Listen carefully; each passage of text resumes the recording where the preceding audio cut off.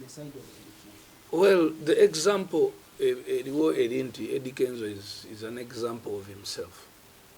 As much as he chose his political environment, the country chose to show him that they respect him.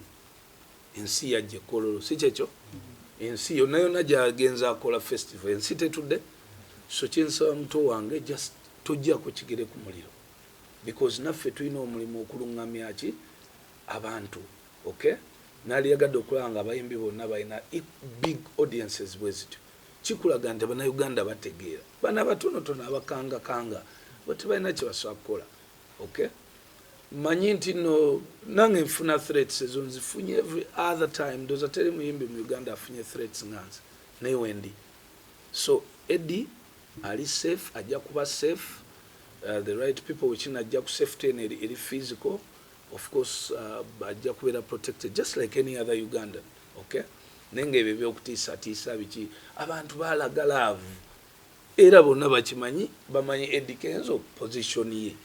So I think that one is clear.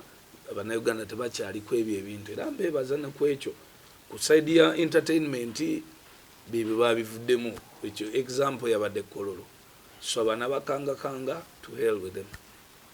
The only way you can remove politics from music is do politics at its time. Politics in this country only happens 3 months before the elections and 3 months after. You cannot spend 5 years nga muli ku politics. Olikula ddi akasente, olizaala ddi abaana. N'omukyala gwe walizaddemu omulungi n'omutunulira mu politiko we. N'abaana b'ozadde n'obatandika balaba mu politiko ango. So nga ate kiri ekintu kibeerawo emyezi 3 before, oba kale omwaka gumu before the elections, n'emyezi 3 after. Then life goes on. People need to know that life goes on. Okay? So okwawula politics ku music just Bannayuganda abantu mulekerawo okubeerawo nga all you see is politics. We have so many good things we can see. Tusobola okulaba eddiini, enkuza y'abaana, ensoma y'amasomero nga tetubitunulidde in a political way. Era ngenda kikuddiramu, that's why concert ya Kenzo yajjula. That's why concerts zange bwenzitegeka zikola ki zijjula. Bwe mantwala abaana ebuyindi abalwadde b'emitima sinoonya bayefudiso babeenareeba. No, nze nkuba akalangole ngamba ninawo ebifo 8 njagala abaana abatasobola kubaako nabo beeyamba.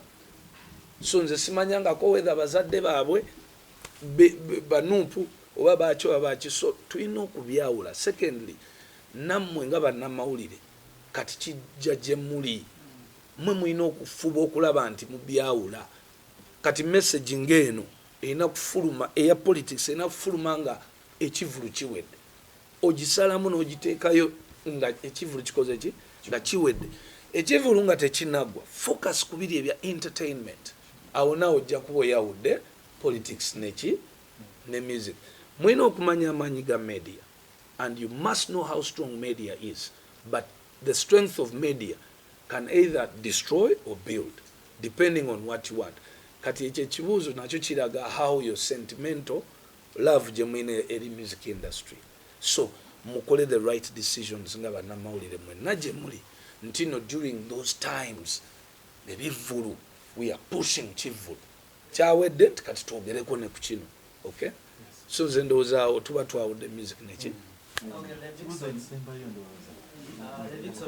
tujja kuddayo ku concert kuba yatulese okusinga. First of all, mbadde njagala gospel akoma mu church. Kati gospel yafuluma najja eno gye tuli ewali abeetaaga okuwuliriza. Okay?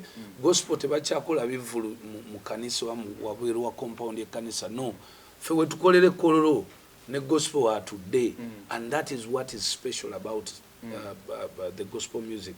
Kitegedde. Takyali music nti guggalirayo.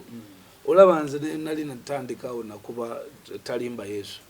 Because nakulira mu nyumba ne mama ng'asoma Bible. Ng'ebizibu bye tuyitamu mu bulamu nga ekiro nga tanneebaka asoma Bible. So when I grew up nenfuuka omuntu gwendi oyo Yesu wa mama wange teyakola ki? Teyalimba. Natandika okusoma Qur'ani. Okay? nga buli kyensoma kyonna ye Bebe Cool tudde gwolaba.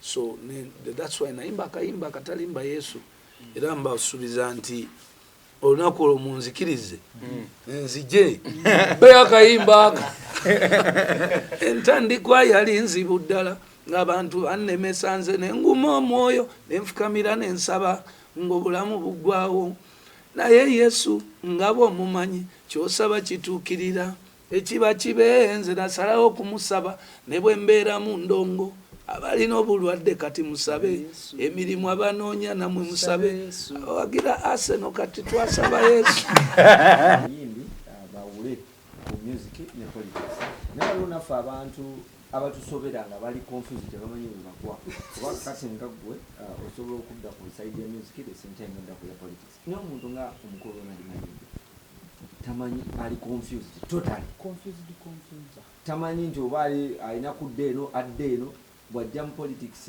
olaba abeera aganaga bw'adda mu kuyimba n'ayimba ennyimba za politics abantu ne bamugira ensonga eyo gyogerako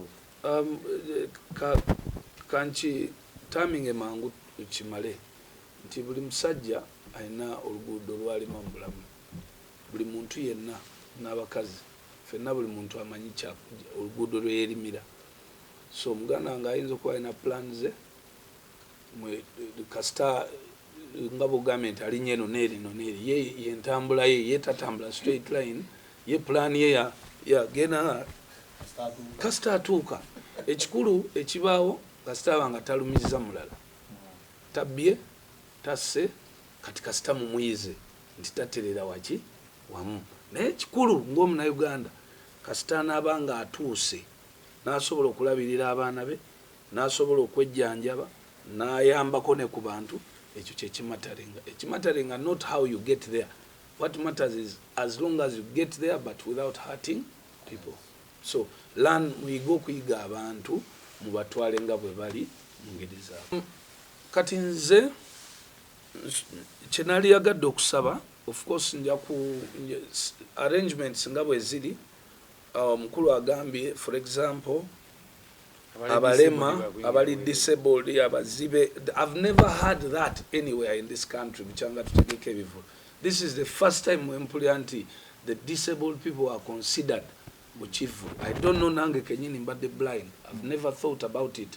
Yet omuntu ayinza kwanga talaba nayenga awulira. So for that you favor them to come on the front. Oba abalema ne babanga bali considered in that way. So nange of course because concert sina bwe jabaga nti ngenda kugulira abantu ticket, but this is what I'll do. I know concert za mwami ono zibeera zina kyezikola eri community.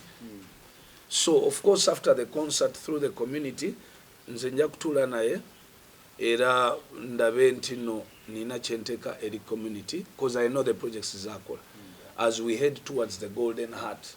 So through that nze nja kusabayo abaana basatu eri omwami ono ab'emitima through your concert so that ku concert yange abo bo nange mbatwale bindi bakole ki bajjanjabibwe.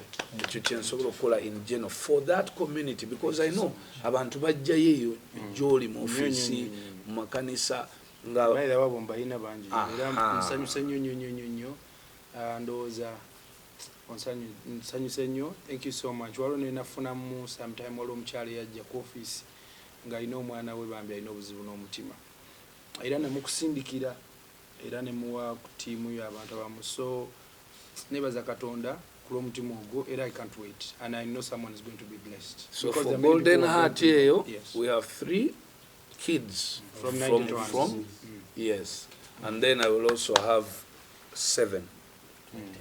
That is for next year. Era tujja kuba tubabuulira Eddy lwe tujja okuba tukola ekyo. So basibe ne banyabo yabbe bazanya okujja wano leero era tugende tutambuze tutambuze omuntu omu. After that Sunday nga musumulula ebiddako.